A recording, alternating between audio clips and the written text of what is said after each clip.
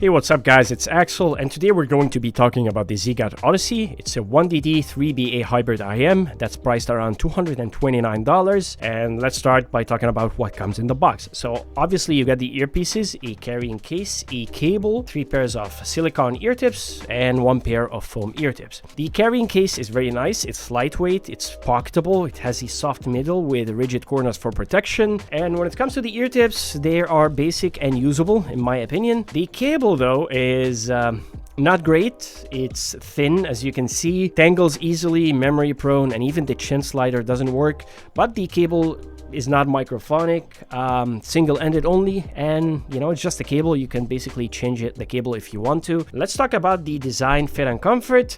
As you can see, visually, in my opinion, the ZiiGaat Odyssey looks awesome.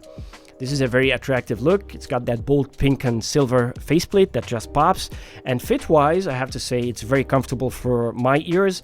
The shape is very ergonomic. It has these indentations so that you can easily grab it. And I wore it for hours without any discomfort. Nozzle diameter is 6.1 at the widest point, and isolation, passive noise isolation is average. Now let's talk about the most important part, which is the sound. The ZiiGaat Odyssey has a neutral with a bass boost sound signature. It's a very smooth sound, a very engaging and lively, exciting sound. And let's break it down. Let's start with the bass. Bass just hits right in my sweet spot. It's got that perfect balance of detail and impact, right? It's elevated just enough to bring you that low end energy and impact without overwhelming the mix. Texture and quality, excellent. Slam and impact, fantastic. And it really shines with hip-hop, EDM, and anything that has good quality bass kind of shows the bass quality of the Odyssey. When it comes to the mid-range of the Odyssey is a bit on the relaxed side. It's not too relaxed to be recessed. You're going to like this if you're kind of like sensitive to an elevated upper mid-range, or you like the tuning approach of the mid-range of the Odyssey. For me personally and my personal taste, I prefer a bit more forward vocals just to get that sense of vocal clarity, but I still found the Odyssey's mid-range to be very enjoyable. What really stood out to me though is how natural everything sounded, whether it's male vocals, female vocals, guitars, pianos, violins, saxophones. Everything just sounded right. Nothing sounded too thick, nothing sounded thin. You get proper note weight, excellent separation, and a natural timbre as well. Now, when it comes to the treble is where things get a bit tricky. For the most part, it's very smooth and very sparkly, but the lower treble is a bit forward, which might be too much for treble-sensitive listeners like myself. The good news is that it's never sibilant or piercing. The bad news is that sometimes it could get intense on certain tracks, and it didn't work out for me with rock and metal. I'll give a few examples about some tracks, and maybe if you have it, you can test it and let me know. For example, Giorgio by Marauder by Daft Punk. At the 8-minute 5-second mark, the track starts to get busy and it starts to get intense from here. Shatter Me by Lindsey Sterling. Bad by Polyphia. The Pineapple Thief, it leads to this at the 3-minute mark. Now here's the thing though, despite that treble sensitivity that I have, I find myself really loving the Odyssey for example, hip-hop. I wasn't even a huge Kendrick Lamar fan, but I was listening to him lately. I love the GNX album, and I like the track Not Like Us. And with the Odyssey, Kendrick Lamar is just really good. I couldn't stop. It was so fun, so engaging, and it's a really nice listen. So it kind of depends on your sensitivity to that lower treble and kind of the music you're listening to. If you have it and you find that lower treble to be a bit on, too much sometimes, I highly recommend you try the foam ear tips. They kind of help tame it down. And let's talk about the technical performance of the Odyssey. Resolution and detail here is great. If I bring up my technical scale, I will put this maybe 40% between the Nova and the Pilgrim. Means it's got great resolution. It's more resolving than the Kiwiears KE4,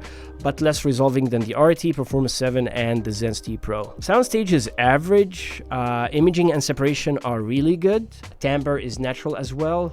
Volume sensitivity, at higher volumes, treble gets too much for me, and I don't recommend anyone listen at high volume anyway, so that's not an issue. So let's talk about the comparison segment. Let's see how it stacks against other nice IEMs. So first of all, here we have the Kiwiears KE4. Now, these two have a lot in common, but there are some key differences. The KE4 is bassier, it's warmer, it has a thicker sound, darker lower treble, that's easier on the ears, but not as sparkly as the Odyssey. Now, the Odyssey has the better imaging, comfort is about the same. Now, some people do say that the KE4 sounds a bit boring, and I do get that. It takes me some time to start to adjust to its sound signature, but I can't put my finger on it, but the Odyssey never sounded boring to me, not even once from the first minutes. It's a very lively and very engaging sound signature. And despite the graph, I actually hear better vocal clarity on the Odyssey, and I get more detail on the Odyssey as well. So I would say if you find the KE4 to be too mellow for you, I think the Odyssey is a solid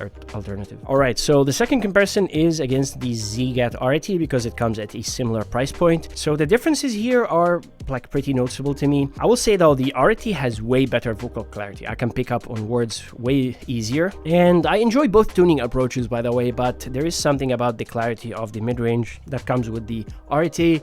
Treble is easier to listen to on the Arete, and the soundstage and imaging are significantly better on the Arete. Like, I'm hearing left and right spatial cues that I didn't get on the Odyssey, or I got them, but they're not as pronounced or clear as they are on the Arete. Now, the bass impact is great on the Arete, but it has better quality and a sharper attack on the Odyssey.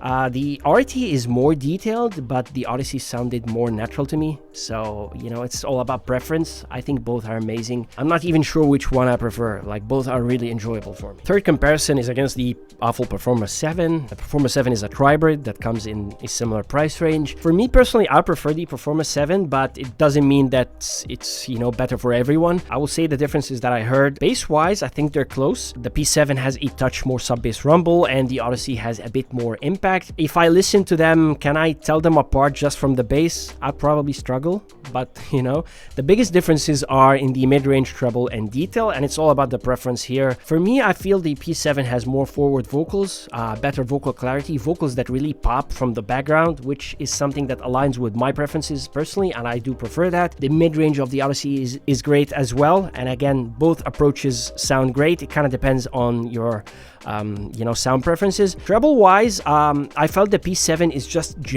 more gentle when it comes to the lower treble. Going back to it kind of felt more relaxed. Like, after listening to the Odyssey, going to the Performer 7, felt the treble is more relaxed. It's actually not. It's very lively and engaging as well. Let's say the Odyssey is a bit more sparklier, and the Performer 7 is a bit more incisive when it comes to the treble. It has, a lot more micro detail. It has well-defined notes. P7 has more detail. It's a bit more resolving, and it has much better stage and imaging as well. The difference is big.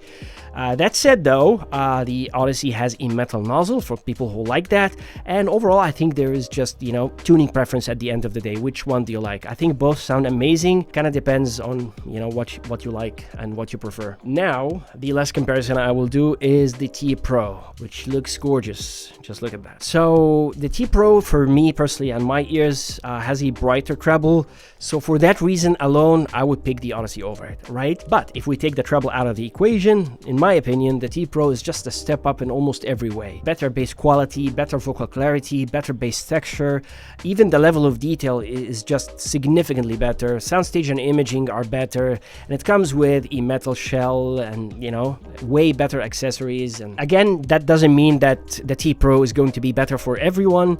I think tuning preferences here, matter most, and, like, if you like the tuning of the Odyssey better, it's going to be better for you. If you like the tuning of the Tea Pro, it's going to be better for you. Now, let's talk about who I recommend the ZiiGaat Odyssey to.